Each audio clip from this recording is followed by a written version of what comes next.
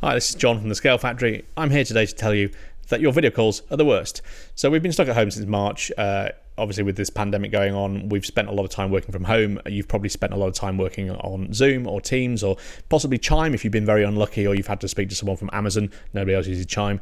And you'll have found probably that it's been quite tiring. There's this thing that the press refers to as Zoom fatigue, which is essentially means that your brain's having to work harder to process the audio and visual information in the conversations that you would normally, if you were face to face with someone, have no trouble processing. But Zoom adds an extra layer of difficulty in following that, and so probably you are getting tired at the end of the day, just as I am. And part of the reason for that is that your connectivity is the worst. You're probably on a wireless network, and wireless networks are notorious for introducing jitter. Jitter is the variation in packet delay, and for real-time video applications like Zoom and Teams, jitter really is the worst thing for that. So the other problem is that residential areas have many wireless networks in them. This area, I can see hundreds of them from my if I look in my wireless network explorer. If you are using 2.4 gigahertz, then obviously those will be affected by microwaves and baby monitors and other things in and around that frequency.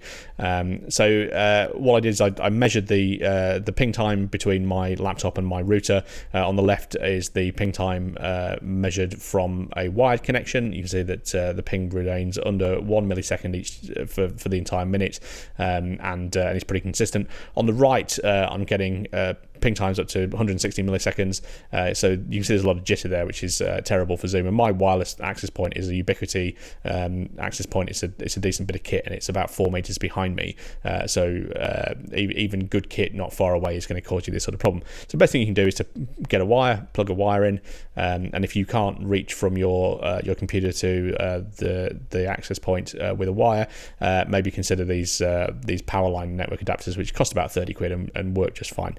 Part of the other problem is that your video is the worst, and I'm not saying that your camera is bad, although it probably is. That doesn't really matter too much, but you're probably not well lit, and if you're not well lit, people can't see your face. If they can't see your face, they have to work harder to understand how you're feeling during the call, and so lighting yourself well is a good way to improve the video call quality for everybody involved.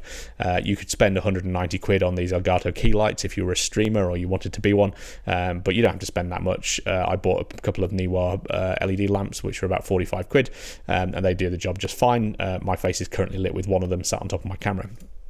But the problem also is that your audio is the worst, and particularly if you've been on a video call recently with people who are not wearing headphones, you'll hear the effects of the echo cancellation, or possibly you'll even hear yourself echoing back. This is pretty awful when the echo cancellation ducks the volume of the mic so that it stops picking up the echo. It's also going to duck the volume of the mic for the speaker's voice as well, and so you won't hear what they're saying. So really, everybody needs to be wearing a pair of headphones. The worst thing about this is that if there's only one person on the call who is not wearing headphones, they don't actually notice that there's a problem because they can't hear the echo themselves, which is pretty bad. So do put a pair of headphones on if you are going to be on a call. I bought a pair of Sennheiser M2s. They're really comfortable, but you don't need to be spending that sort of money. You can literally use anything pretty much. Bear in mind that Bluetooth headphones introduce a small audio delay, which can also contribute to fatigue, but I find it's not too bad, and I can actually plug it in with a wire if I need to. Also, on the topic of your audio being bad, your microphone is probably bad as well. A microphone built into your laptop is going to be picking up audio from all the way around itself. So on the left hand side of it here is a polar graph of a microphone with a circular polar pattern. Your laptop mic probably has one of these, so it's picking up the fan that's in the laptop itself, the dishwasher in the background, and so forth. On the right is a cardiopolar pattern, which is a type of pattern for a microphone that only picks up audio from a particular direction. That's what I'm using today. You can see on the left there, the noise floor of the microphone in the laptop is picking up quite a lot of just noise, fans and dishwashers. On the right hand side is the mic that I'm talking to you now with, and you see it picks up very little when I'm not speaking into it. This is a Marantz NPM 2000U microphone. It was about 75 quid. Again, there are cheaper options available. You don't have to spend spend that kind of money, but you should really invest in your mic to make people's lives a bit easier.